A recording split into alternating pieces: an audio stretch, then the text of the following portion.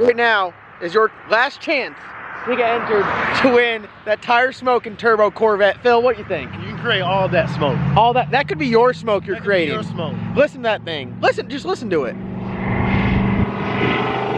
Race car. That thing is bad to the bone. Today is the last day. Tonight at midnight, entries stop. They end. The giveaway ends. Black Sheep shirts are up right now. They are double entries. Today is the last day to get those also. They stop after today. They will not be made anymore. So get those shirts, get your entries, win this badass turbo Corvette, and you can be going home doing smoky burnouts whenever you like. All right, let's get into today's video. All right, y'all, welcome back to another video here. We are in the Black Sheep room, previously known as the Hemi room, but now we just call it like the race car room. This is where we keep the Black Sheep. You guys see all the videos of us working on it here. This thing doesn't really get as messy as some of the other builds we're doing because there's very little fluids in this thing, and generally it's put together and it just kind of sits here and we do preventative maintenance. So if you guys aren't up to date on the Black Sheep, the setup that was in it was a small block single turbo, and it will stay small block single turbo. It's a true 87 Grand National. It's 4-link in the back. Its stock suspension has frame rails that run front all the way to where the 4-link starts. It's a 25.3 chassis. It runs on alcohol, single 98mm turbo, TKM built 427. The previous setup, if you guys are avid viewers of the channel, it died on us. Yes, it blew up. We just overpowered the internals that were in the engine. The engine, which you guys have heard me say a lot, was a street car engine.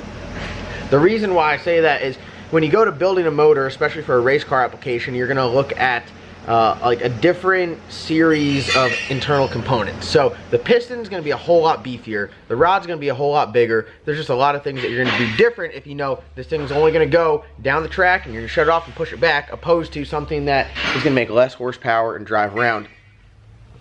To build a motor for like a 2,000 horsepower streetable motor, I mean, that's just like a very tough thing to say. You're just gonna build it like a race car and you're gonna drive it on the street. So this one was a good, the engine that was in it was a good 1,600 wheel horsepower motor. It probably would have lived for a very long time like that, but we ended up turning it up right out the gate. As soon as it went on the dyno, we had it making a bunch of power, and it was making, you know, north of 2,000 horsepower its entire life.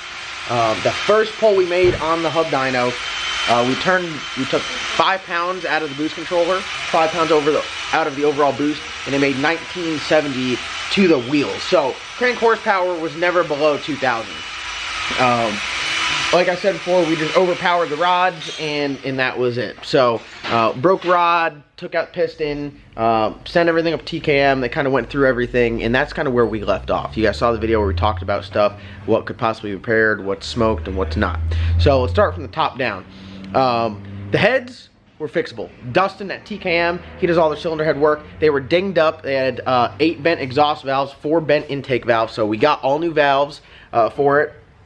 We replaced all the valves that are bent, I should say, or damaged. One of the intake valves was literally just beat to hell from where number 8 broke, and it was just getting tossed around in there.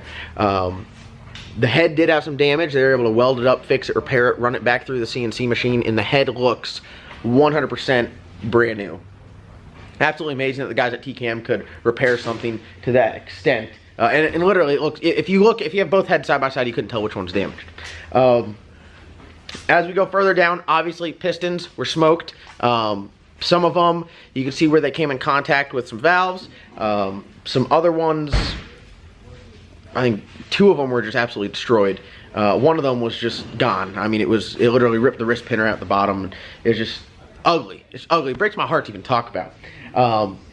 The crank seemed to be damaged. Right now, it is sent off. It was a Cali's Dragon Slayer crank, and it didn't pass the hammer test, which I'm no expert, but I guess you hit it with a hammer and hear how it sounds, and I guess it sounds dull, which means there might be a crack in there. But we sent that out. It was just a 4-inch stroke Dragon Slayer 58 tooth reluctor wheel, so pretty common, simple, normal crank. We did have steel rods on there. 1 was bent in half, as you guys saw. The other 7 had a little curve to them. They were, you know, we can say they were Joe Exotic. They were not as straight as they should have been. I don't know if that's an appropriate joke to say, but I thought it was funny. Let me tell you something. I've been self-employed for over the last 35 years, and I'm out here in the real world, and I know what's right or wrong or bullshit, or you can scoop it with a scoop shovel. So that leads us to the block.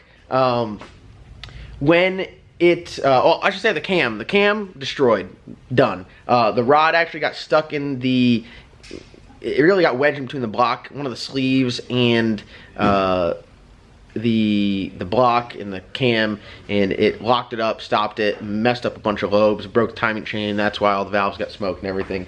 So it leads us to the block. The block was hit by number 8 rod coming around a number of times and was done. Absolutely destroyed, donezo, no good, can't run it. Now, I do want to say this, a little backstory, and I think everything in life happens for a reason, and I truly do believe that. The first aftermarket block that I bought was a Darttt block, and I ended up selling it just because it was sitting in the corner. I didn't really have a game plan for it. We ended up putting it in the bull marrow. So that's where my Darttt LS Next block went. When I went to PRI, a couple guys that work at Darttt are part of the Darttt family. It was after hours, we're just hanging out, walks by, says, hey, what's up? We get to talking, find out they work at Darttt.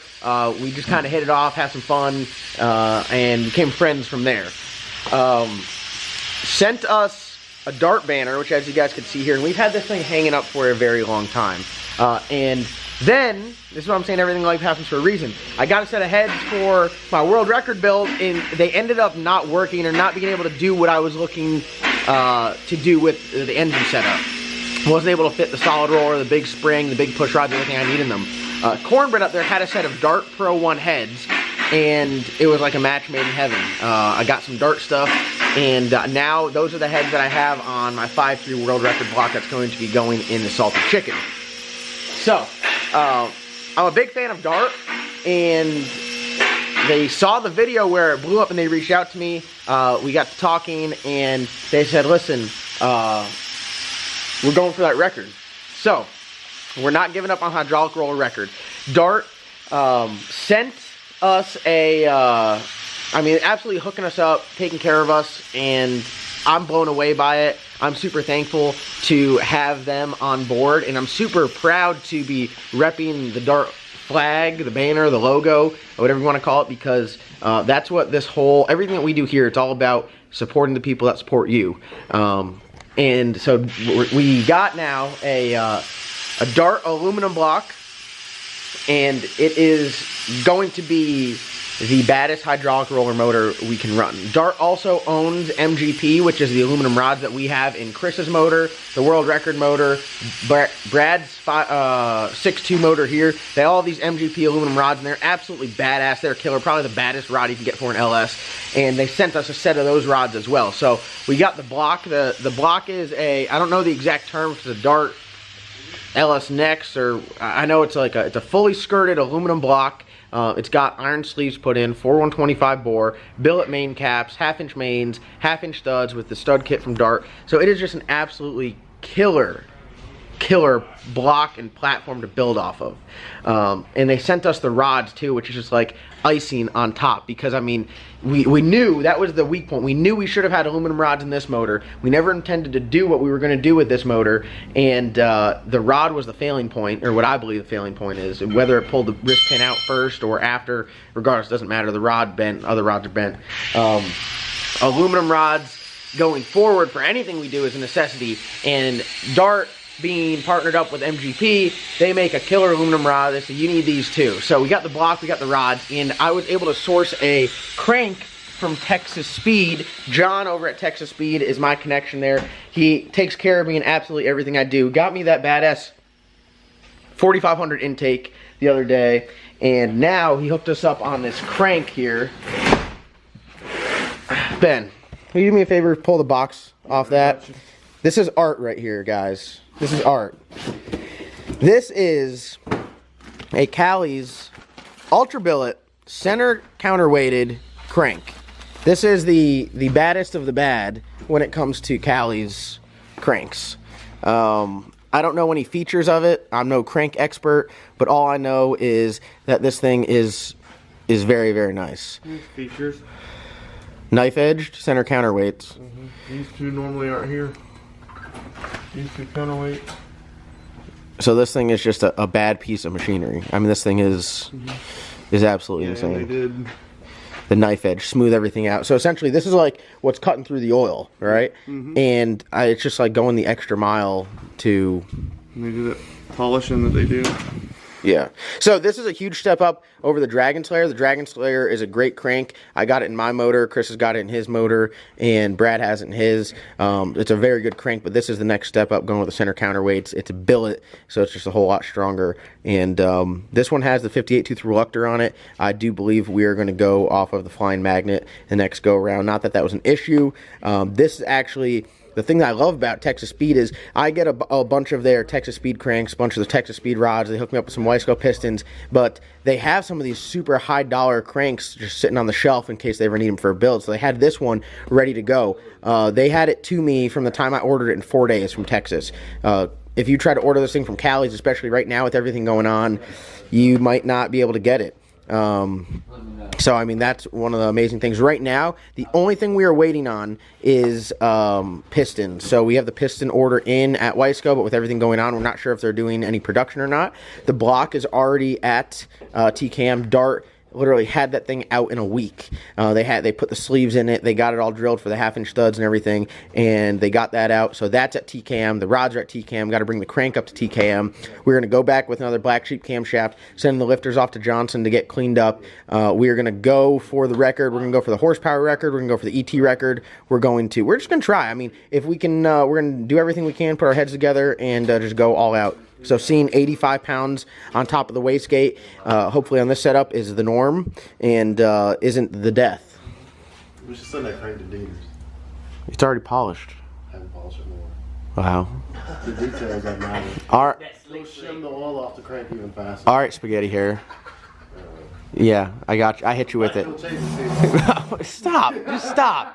Stop doing it. Stop doing it. Yeah, that's what I said. This thing's already polished. This thing's bad to the bone. Phil, you know how many 5.3s you can get for that? All of them. Phil would show up to the track with 2 trailers, one with his car, another one full of just 5.3s to ready to replace. Facts. So swap outs. that modular front end, right? just swing it right out. So that's all we got going on. The Black Sheep here is ready to go, and I shouldn't say it's ready to go, but it's ready to go back together. And all we're waiting to do, we got to send some stuff off to Joe C to get polished up. As you can see, I got the banners there for Dieters. We're rocking the Strange stuff. Can't forget Strange. T&D rockers are a huge help as well. I got a set of badass rockers coming for the 5.3 motor from the guys over at T&D, so thank you for that. And we couldn't thank Darttt enough for helping us through this this difficult time of just destroying parts. I think I've learned my lesson. I told myself I was going to leave the blowing up parts in 2019. Brought a little bit over here to 2020, but hopefully that's the end of it. So once we get the motor done, we're going to put it back together with everything all shiny from DCF, and we're just going to go out there and go racing, pick up right where we left off. We got a little better handle on where we need to be setup-wise and tuning-wise, with everything making as much power as it is now, everything being the way it should. It's definitely a lot hotter of a motor than down low than we've expected. I know some people said with the valve float thing, oh, it couldn't be losing that much power down low. Well, yeah, it obviously was, because the numbers that we tried to put in it were the same as before, and it did not work. So there's your Black Sheep update. That's what we got going on. When you guys are watching this video, today is your last day. You have till midnight to get entered to win the giveaway Corvette. I mentioned it earlier in this video, but tonight at midnight, entries stop. We're going to do the drawing next week. So don't be messaging me over on Saturday or Sunday or Monday morning who the winner is. A video next week. It'll probably be Monday or Tuesday. If I do it on Monday, it'll be Tuesday's video. We'll have the winner in it. So be on the lookout. Everyone log in on Tuesday to hear who wins the Corvette. You'll probably, if you win it, you're going to get an email from me beforehand saying, hey, you win, give me your phone number. But you don't need to call me or whatever. Here it is. The giveaway Corvette. We're about to lower it today and get a new radiator in it, and then it will be good to go. Logan, you want to hit him with some promo? Yeah. Hit him with it. Check the link below. Buy you some merch. You can win this awesome Corvette right here. Black Sheep shirts are still double entries. You can fire it up, bet the battery's dead. Oh, leather's so clean. Wow. Wow. That was tough. That was tough. All right, guys, there you have it. You can have that turbo vet. All you got to do is go down and get your entries for the Corvette giveaway. All the black sheep shirts end the sale today. So if you want to get a shirt, you need to get it by tonight. Tonight, midnight, the sale closes. These shirts disappear forever. So get your black sheep shirts, the double entries. You have a chance to win a Corvette. And everyone stay safe. And let's all make it through this. So thank you guys so much for watching. Like always, comment, like, subscribe. We'll see you guys in tomorrow's upload.